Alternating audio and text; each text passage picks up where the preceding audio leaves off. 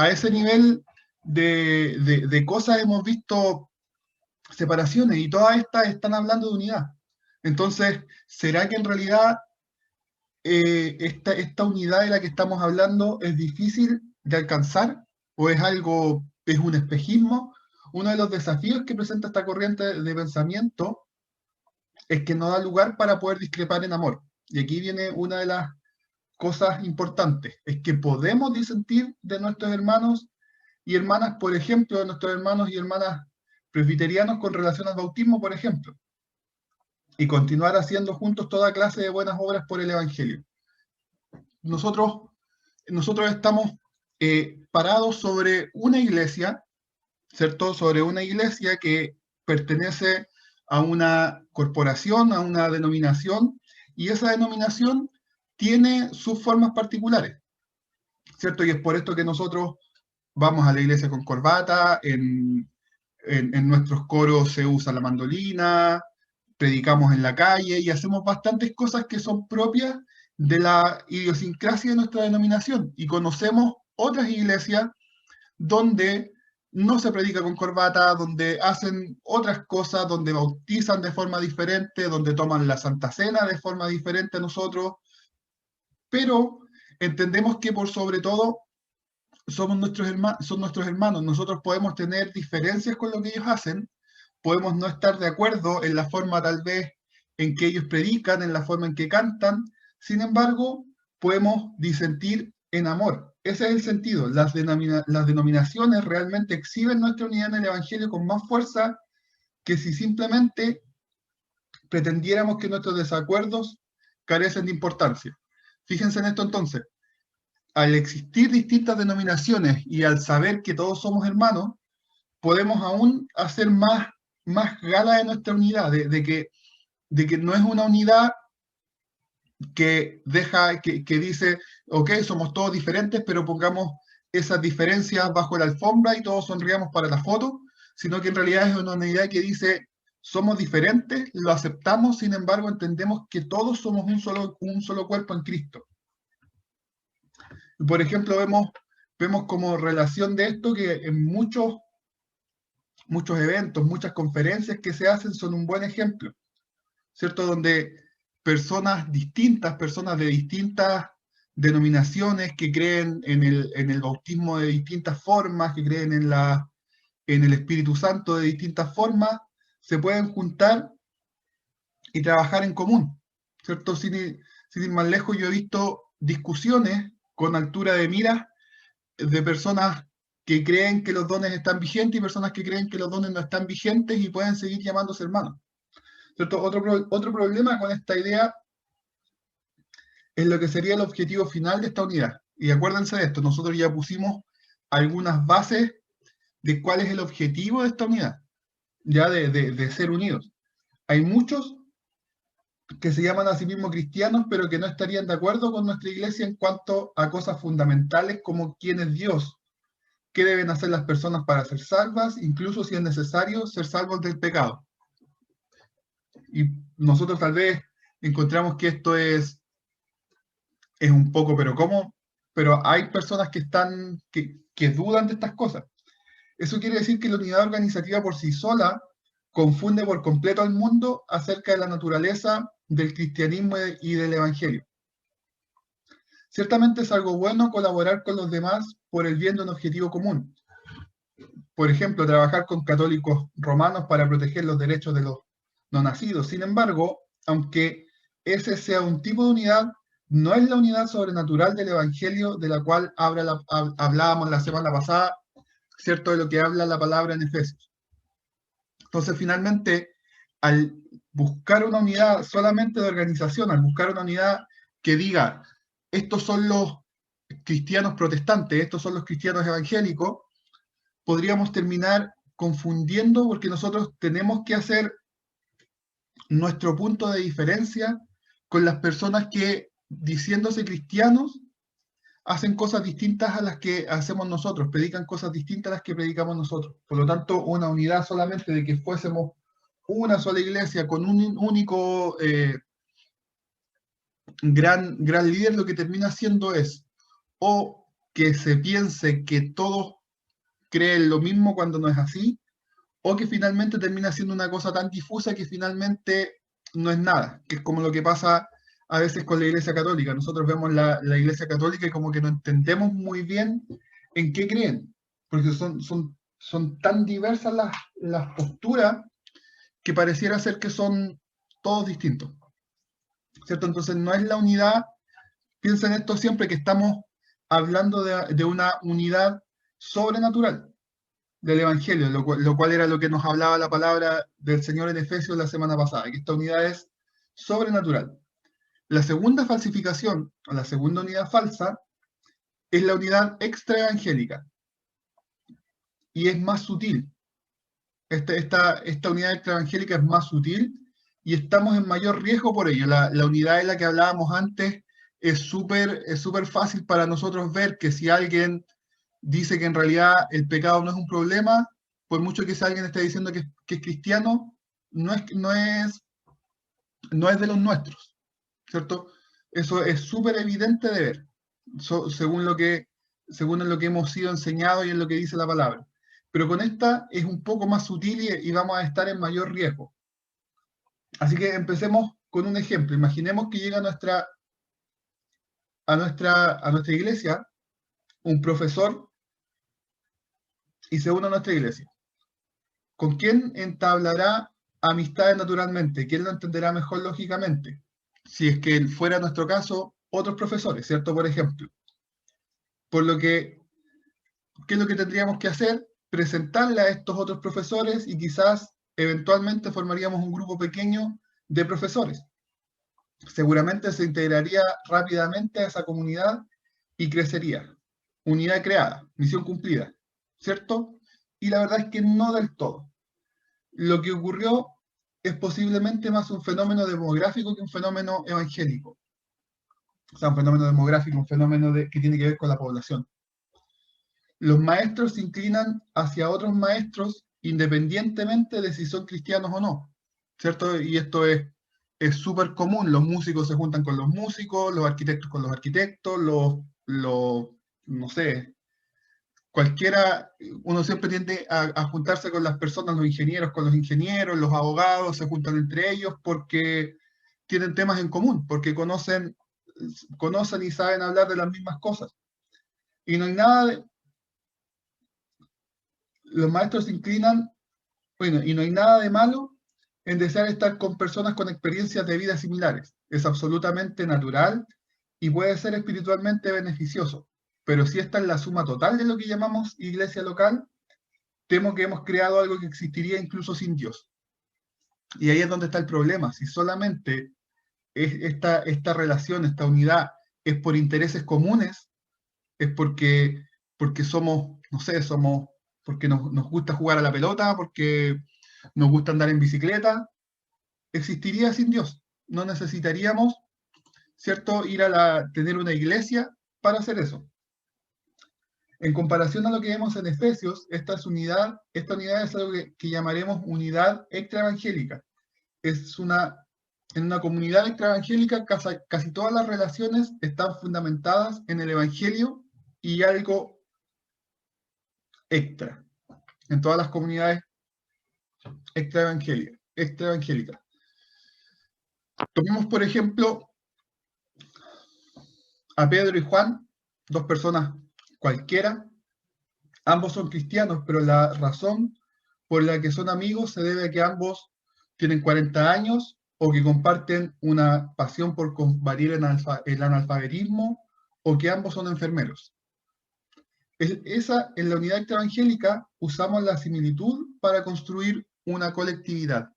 O sea, insisto en esto, son amigos porque son todos los que están en el liceo, porque son todos los que están en la U, porque están en áreas similares de la vida, porque les gusta jugar el mismo juego en el Play, cualquiera de ese tipo de cosas. Compara esta comunidad con una comunidad que revela el Evangelio. En una comunidad que da a conocer el Evangelio, muchas relaciones nunca existirían de no ser por el poder del Evangelio. Y esto es lo que hablábamos la clase anterior, ¿cierto? Esto de que los griegos con los judíos pudieran estar juntos en una misma iglesia, siendo que tenían conceptos contra el grupo contrario muy, muy malos, ya sea por la profundidad del cuidado mutuo o porque las partes en la relación tienen poco en común, excepto Cristo. Claro, las relaciones basadas en la afinidad también pueden prosperar en la iglesia, pero no son el enfoque. Y ojo con esto, no es ese el enfoque, se dan de manera natural. En cambio, nos concentramos en ayudar a las personas a salir de sus zonas de confort para que edifiquen relaciones que no serían posibles sin lo sobrenatural. No sería posible, ¿cierto?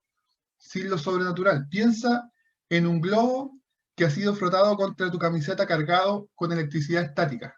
Luego sosténlo por encima de la cabeza de alguien con cabello delgado y ligero. ¿Qué sucede? El cabello sube hacia el globo. No puedes ver la electricidad estática, pero su efecto, la reacción antinatural del cabello, es inconfundible. Y está bueno este ejemplo porque es algo que vemos solamente el efecto, ¿cierto? Y podemos saber qué es lo que pasó. Lo mismo pasa con la unidad que da a conocer el Evangelio. No puedes ver el Evangelio, simplemente es cierto. ¿Por qué? Porque estás viendo el efecto, estás viendo lo que está pasando. Pero cuando fomentamos la unidad, que es evidentemente sobrenatural, hacemos que el Evangelio sea visible. Me pregunto si puedes pensar en las relaciones que tienes en tu iglesia solo porque Cristo los ha unido. Puedo pensar en muchas de estas relaciones en mi vida y en la vida de otros que he observado. No te relacionas con esa persona en el mundo, pero porque están en Cristo tienen un cuidado y una preocupación y un afecto familiar el uno por el otro. Este amor hace que la electricidad del Evangelio sea visible al mundo. Entonces, fíjense cómo el, el, el Evangelio, la iglesia, hace que personas que nunca se hubieran relacionado afuera puedan tener este tipo de unidad. Y es la unidad que da gloria al Señor. Es esta unidad que nosotros vemos y que debiera ser aparente, en donde somos personas muy distintas, personas con distintos contextos sociales, con distintos contextos económicos, con distintos contextos políticos probablemente, nos gustan distintos equipos, tenemos muchas cosas que nos diferencian, sin embargo, por sobre todo eso hay una que nos une, ¿cierto? Que es el Evangelio, que es, que es porque Cristo nos ha unido. Y quiere decir esto que deberíamos evitar cualquier relación en la que compartamos algo además de Cristo. No debería ser amigo de otros hombres casados de la iglesia, de la iglesia a los que les gusta el rock and roll y el béisbol de los New York Mets, o en términos nuestros, ¿cierto? Que les guste el Colo-Colo, que les guste, no sé, jugar básquetbol. Dios usa nuestras similitudes naturales.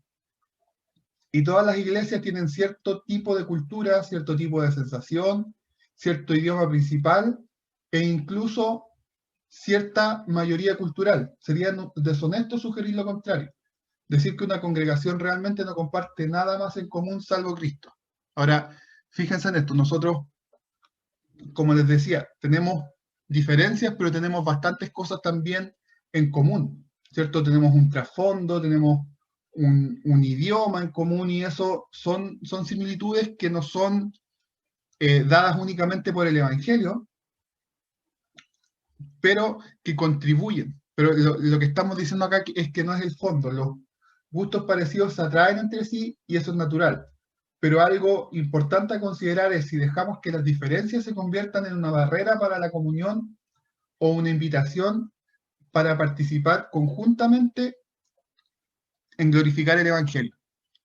Insistiremos en el ministerio por similitud, lo cual se siente natural, o bien, si reconocemos nuestra tendencia hacia las semejanzas, estableceremos nuestra aspiración en una comunidad donde personas diferentes disfruten de una comunión extraordinaria solo por el vínculo sobrenatural del Evangelio. Fíjense esto, bueno, antes de que pasara todo lo de la pandemia, ¿cierto? Que tuviéramos que dejar de congregarnos, estaba dándose un fenómeno que ya traía hace algún tiempo a las iglesias y ya estaba decantando de alguna manera. Y es con los haitianos que llegaron a nuestro país, cierto que también estaban llegando a las iglesias y estaba pasando que en algunos lugares se estaban integrando y estaban siendo parte de la iglesia, pero en otros lugares lo que estaba pasando es que estaba decantando a que se estaban formando iglesias de haitianos.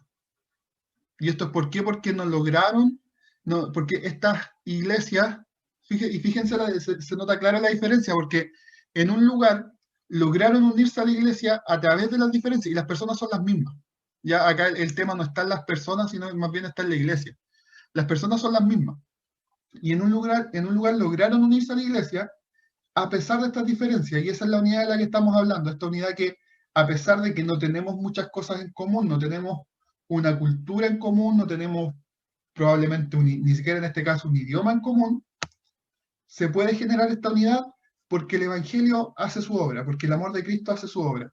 Y en otros lugares donde la unidad se da solamente por esta semejanza, ¿qué es lo que le empieza a pasar a estas personas? Que rápidamente empiezan a darse cuenta que en realidad no encajan, ¿cierto? Que en realidad eh, no tienen mucho en común, por lo tanto no tienen mucho que hacer ahí, y terminan yéndose a formar su propia comunidad donde sí sea la norma el hecho de que son todos semejantes, son todos parecidos, tienen todas las mismas intenciones. Entonces ahí vemos un claro contraste de lo que estamos hablando cuando hablamos de la unidad deseada. La unidad que importa, aquella que logra los propósitos de Dios en sí, es demostrablemente sobrenatural. No es una unidad que se construye alrededor del Evangelio en adición a otro vínculo de similitud. Es la unidad que da a conocer el Evangelio, ¿cierto? Entonces, es demostrable porque es sobrenatural. No es solamente porque, bueno, entonces vamos a la iglesia, jugamos la pelota, andamos en bicicleta y escuchamos un rato la palabra, ¿cierto? Y como tengo mis amigos con los que juego la pelota y ando en bicicleta, me banco un rato que me hablen de la palabra. No se trata de eso, se trata de una unidad que parte en el entendimiento que tenemos, en un entendimiento que tenemos en común todos juntos de la palabra y del amor de Cristo, y de ahí todas esas otras cosas que se pueden ser por similitud, que pueden ser por gustos en comunes, se dan, pero eh, se dan, digamos, naturalmente desde esto que fue sobrenatural en un principio. ¿Qué es la unidad entonces? Habiendo visto estas dos falsificaciones, la unidad cristiana verdadera de la que Pablo habla en su carta a los Efesios podría definirse como una acción, un propósito, una fuente y un contexto. Podría definirse como o desde, ¿cierto? Una acción, un propósito, una fuente y un contexto. La acción es amar. Específicamente, amar con ese amor hacia nuestros hermanos y hermanas en Cristo que traspasa los límites sociales. Piensa en las palabras de Jesús. Si amáis a los que os aman, ¿qué mérito tenéis? Porque también los pecadores aman a los que los aman. ¿Se acuerdan cuando Jesús decía estas palabras, ¿cierto? Cuando Jesús les ponía esta carga a sus discípulos, que en realidad cuando amamos solamente a los que nos caen bien, ¿cierto? No es mucho el mérito que tenemos, porque cualquiera es capaz de hacer eso. Entre las personas normales, las personas del mundo, digamos, vemos que ellos también son capaces de amar a su familia, a sus amigos, ¿cierto? Y eso en realidad no es un gran mérito. En segundo, el propósito de esta unidad es la gloria de Dios, en la vindicación o en la, digamos, validación de su evangelio. La unidad que existe por cualquier otro propósito puede ser valiosa, que es lo que hablábamos antes, pero no es la unidad cristiana que estamos explorando en esta clase. Esta unidad tiene un propósito súper claro, que es mostrar la gloria de Dios.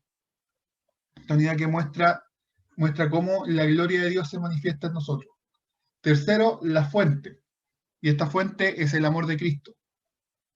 Acuérdense, que hay un texto que dice, nosotros amamos porque Él nos amó primero. O sea, de Él viene. El amor que es sobrenatural solo puede explicarse a través del poder de Dios que obra en nosotros.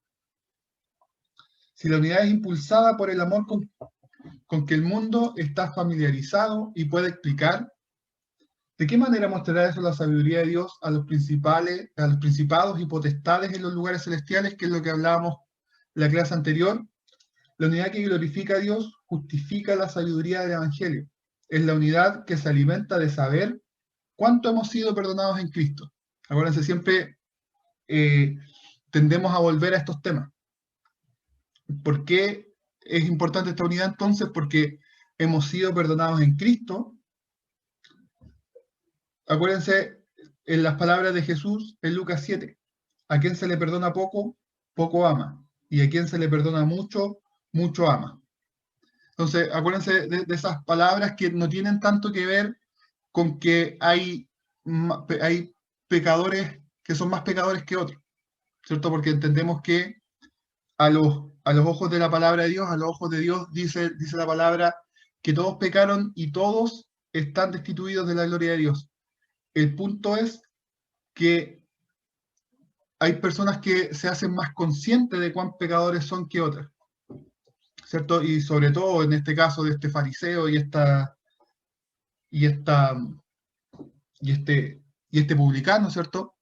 O estos deudores, no me acuerdo bien en cuál de esos dos está esta frase, me parece que en los dos deudores.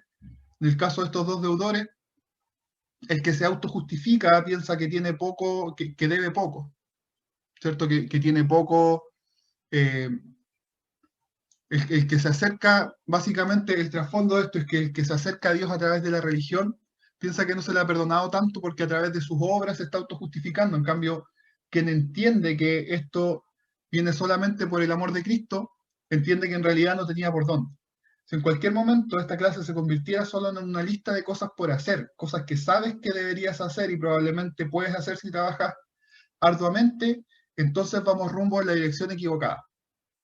La unidad que nos interesa es esa unidad que es sobrenatural, tiene en su fuente un profundo entendimiento de lo mucho que hemos sido perdonados. La unidad cristiana no solo debe tener como meta el Evangelio, sino que en su núcleo debe nutrirse del mensaje del Evangelio. Cualquier otra cosa es simplemente obra de seres humanos. Ya cualquier otra cosa que podamos hacer, si yo les dijera estos son los 4 pasos de la unidad, es obra de seres humanos y no es lo que estamos buscando. Y por último, esta unidad tiene un contexto, un amor que, si bien no se limita solamente a la iglesia local, trabaja de manera más práctica en este contexto. Entonces vamos a decir que el contexto primario de esta unidad es la iglesia local. Estas 4 partes componen la definición. Amor que da a conocer el Evangelio y que glorifica a Dios para con todos los hermanos y hermanas en Cristo, alimentado por nuestro perdón en Cristo, que se expresa más claramente en la asamblea de la iglesia local. Entonces, pudiéramos decir que esto es la unidad. Lo repito, ¿qué es la unidad? Es un amor que da a conocer el Evangelio y que glorifica a Dios para con todos los hermanos y hermanas en Cristo, alimentado por nuestro perdón en Cristo y que se expresa más claramente en la asamblea de la iglesia local. Esta es la unidad cristiana. El plan de Dios para dar a conocer la sabiduría del Evangelio a todos los pueblos. Entonces nos queda claro ahora que esta unidad no tiene que ver tanto con cosas cosméticas, con cosas superficiales, sino que siempre va a tener todo que ver con Cristo y con su obra en nosotros. Y de ahí siempre va a partir todo. Ahora, ¿qué está en riesgo si no consideramos o si no practicamos este tipo de unidad? ¿Qué está en riesgo y en un contexto súper acotado? ¿Qué está en riesgo para nuestra iglesia? Hemos estado diciendo entonces que debemos apuntar hacia esta clase de unidad, que si no lo hacemos realmente comprometemos los propósitos de Dios para la iglesia. Pero ¿cuáles son los riesgos exactamente? Si nuestra unidad se basa en vínculos naturales y no en el evangelio sobrenatural ¿Qué perdemos? Comencemos con la misión de la iglesia, tal como se declara al final del libro de Mateo. Dice en Mateo 28, 18 al 20. Y Jesús se acercó y les habló diciendo: Toda potestad me es dada en el cielo y en la tierra. Por tanto, id y haced discípulos a todas las naciones, bautizándolos en el nombre del Padre, y del Hijo, y del Espíritu Santo, enseñándoles que guarden todas las cosas que os he mandado, y aquí yo estoy con vosotros todos los días hasta el fin del mundo. Amén. Entonces, esta es la misión de la iglesia.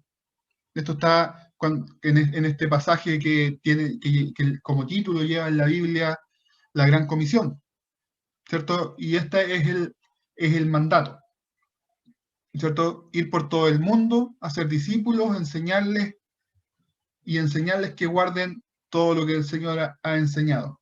A riesgo de simplificar demasiado, existen dos impulsos vitales de esta Gran Comisión. Debemos compartir el Evangelio con todas las naciones, incluyendo la nuestra, bautizando a quienes creen. Dicho de otro modo, evangelizar. Y debemos formar seguidores de Jesús, enseñando a cada generación de convertidos todas las cosas que Él nos ha mandado. En otras palabras, discipular. Entonces, tenemos dos impulsos, ¿cierto? Dos tareas vitales de la iglesia, que es el evangelismo y el discipulado, ¿cierto? Que no son lo mismo. A veces nos quedamos solamente en el evangelismo y creemos que con que logremos que una persona llegue a la iglesia es suficiente. Y lo sentamos ahí y esperamos juntos que venga el Señor. Hay otra parte, que es lo que estamos haciendo ahora, que es discipular, que es una vez que personas ya han creído, es enseñarles lo que dice la palabra, ¿cierto? Entonces, tenemos estas dos tareas primordiales, y estas dos tareas pueden estar en riesgo si es que no consideramos la unidad, eh, la unidad bíblica. Cuando edificamos una unidad en la iglesia local que no es evidentemente sobrenatural, ponemos en juego ambos elementos de nuestra comisión. Comprometemos nuestra evangelización y comprometemos nuestro discipulado. Entonces tenemos que tener un compromiso con la evangelización. Las palabras de Jesús en Juan 13 describen nuestro poder en la evangelización. En esto conocerán todos que sois mis discípulos, si tuvierais amor los unos con los otros. Entonces, está bastante claro, ¿cierto? En esto conocerán que son mis discípulos si tuviesen amor los unos con los otros, con todo lo que implica lo que ya hemos hablado. O sea, este amor de los que de otra forma no estarían juntos. Y no se trata de un amor cualquiera, pues el versículo anterior establece el estándar de este amor. Como yo os he amado, también os améis unos a otros. Se trata de un amor con una profundidad de la cruz, un amor tan amplio como para llegar del cielo a la tierra. El amor que caracteriza a los creyentes ante los ojos del mundo como seguidores de Jesús es la misma clase de amor costoso, sobrenatural y que exalta a Dios que Jesús nos muestra. Entonces, que se amen unos a otros, y ese amor es como Cristo nos amó primero. De nuevo, es alta y es muy alta la vara.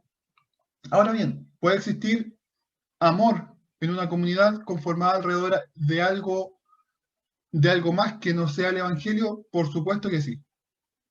Piensa en la clase de comunidad que encontrarías en Alcohólicos Anónimos o en el Rotary Club o en la página de Facebook de tu banda favorita.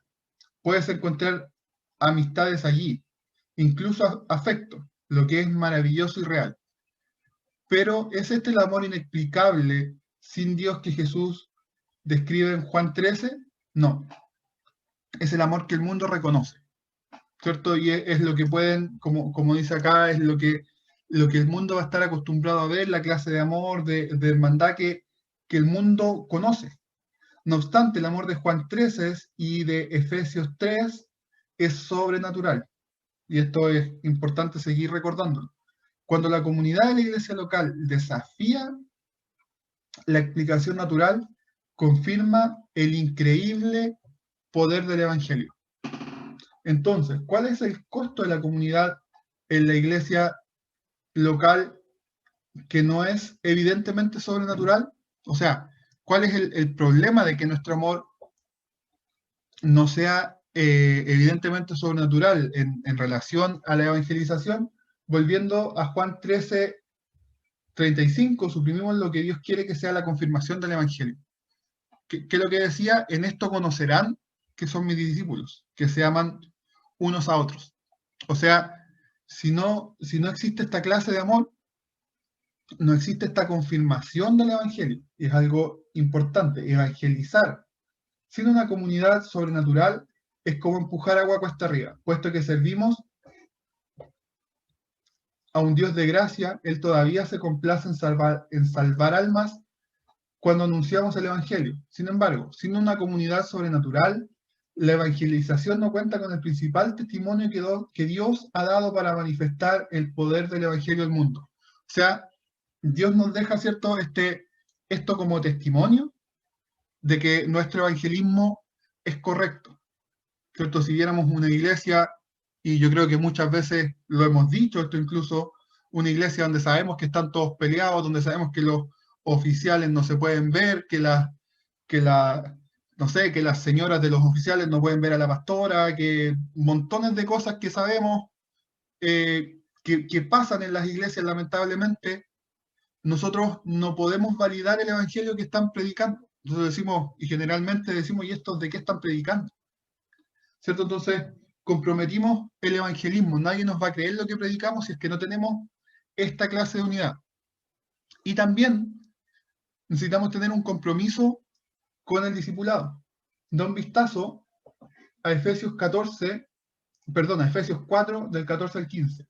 Pablo dice que la meta de nuestra vida juntos en la iglesia local es que ya no seamos niños fluctuantes, llevados por doquiera de todo viento de doctrina, por estratagema de hombres que para engañar emplean con astucia las artimañas del error, sino que siguiendo la verdad en amor, crezcamos en todo en aquel que es la cabeza, esto es Cristo. La meta entonces de nuestra vida juntos como iglesia es el crecimiento, que crezcamos en todo en aquel que es la cabeza, esto es en Cristo. Eso es lo que queremos ver en nuestra iglesia, ¿cierto? Un cuerpo de creyentes firmemente establecidos en nuestra obediencia a Cristo, es lo que buscamos. La segunda parte de la Gran Comisión, incluso si somos golpeados por falsas doctrinas y por artimañas, perdón, esa es la segunda parte de la Gran Comisión, que seamos este cuerpo de creyentes establecidos firmemente en obediencia a Cristo. Y aunque seamos golpeados por falsas doctrinas, por artimañas humanas, nos aferremos con firmeza al fidedigno mensaje del Evangelio. Esto que ves aquí es madurez y santidad. Crecemos en Cristo. Ahora, ¿de dónde proviene todo esto? Pablo brinda una hermosa cadena en los versículos precedentes que demuestran cómo el crecimiento proviene de Cristo. O sea, cómo vamos a lograr esta unidad de la que está hablando en Efesios. ¿Cierto? Esto de que todos crezcamos, como decía, todos crezcamos en aquel que es la cabeza. Esto es Cristo. Y vemos en el versículo 7 de ese mismo capítulo que Cristo da dones a su iglesia. En el versículo 12, que estos dones son líderes tales como profetas, apóstoles, pastores, maestros y evangelistas. Es lo que dice en ese versículo, que enseñan a su pueblo la palabra. Su trabajo en el versículo 12 es perfeccionar a los santos para la obra del ministerio. Hasta que en el versículo 13 todos llegan juntos a la unidad de la fe. Por lo tanto, ¿quiénes son llamados por Dios para la obra del ministerio? Los ancianos en primer lugar, los oficiales que trabajan en nuestra iglesia, el equipo o los pastores, el equipo de líderes. Estas personas poseen un rol importante, pero el ministerio es obra de los santos, es decir, de todos, es trabajo de cada cristiano. Eso significa que si eres miembro de una iglesia local, la santidad y el resto de los miembros, y la santidad y el crecimiento del resto de los miembros es de cierta manera tu responsabilidad, así como también lo es la unidad del cuerpo. O sea, todas estas cosas que hemos estado hablando no es algo que le toca solamente al pastor, no es algo que le toca solamente al jefe de grupo, sino que es responsabilidad de todos.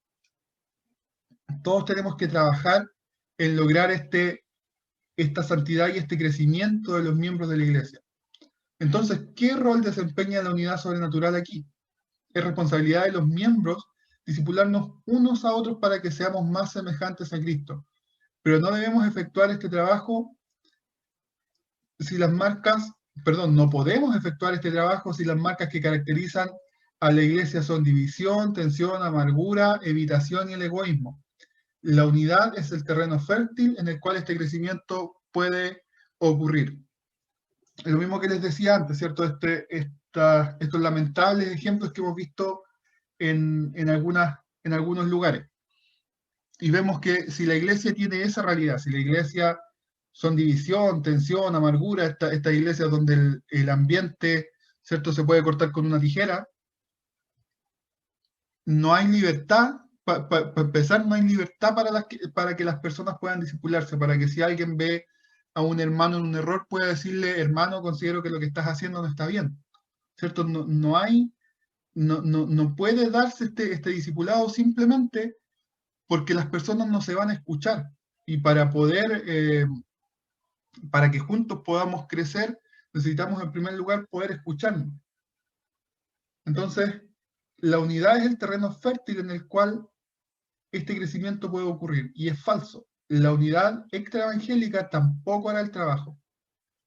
Pablo dice en 1 Corintios 12 que existen muchas partes pero un solo cuerpo, y que Él nos ha dado diferentes dones precisamente para que no haya desaveniencia en el cuerpo, sino que los miembros todos se preocupen los unos por los otros. Si solo compartes con las orejas, entonces no puedes recibir la influencia provechosa de los ojos, de los codos y de los pies. Y esto lo hemos dicho muchas veces, ¿cierto? Cuando hemos estudiado estos versos. Es necesario, ¿cierto?, que podamos compartir y escuchar lo que todos tengan que decirnos. Supongamos que tenemos una iglesia donde la comunidad es bastante inexistente, donde las personas aparecen para el tiempo del sermón, pero no se relacionan más allá de eso. Una comunidad sin profundidad.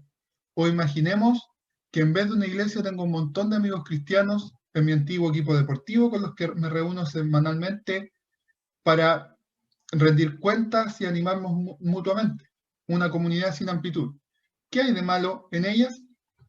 Bueno, ninguna es evidentemente sobrenatural. Y sin una comunidad sobrenatural nos costará cumplir la tarea de evangelizar y nuestra tarea de presentarnos unos a otros perfectos en Cristo. Entonces, ya va quedando bastante claro. Dios es un Dios increíblemente lleno de gracia y de bondad. Así que no puedo decir que necesariamente fracasaremos, pero la unidad sobrenatural es el medio a través del cual Dios desea que llevemos a cabo la gran comisión. Entonces, necesitamos, para poder cumplir esta gran comisión, la iglesia y nuestra iglesia local, hablando de nuestra iglesia, necesita ser unida, ¿cierto? Necesitamos que exista unidad porque si no, ninguno de los dos aspectos de la gran comisión, que es, como ya dijimos, el evangelismo y el discipulado, ninguno de estos dos puede existir, ¿cierto? Ninguno de los dos se va a realizar bien.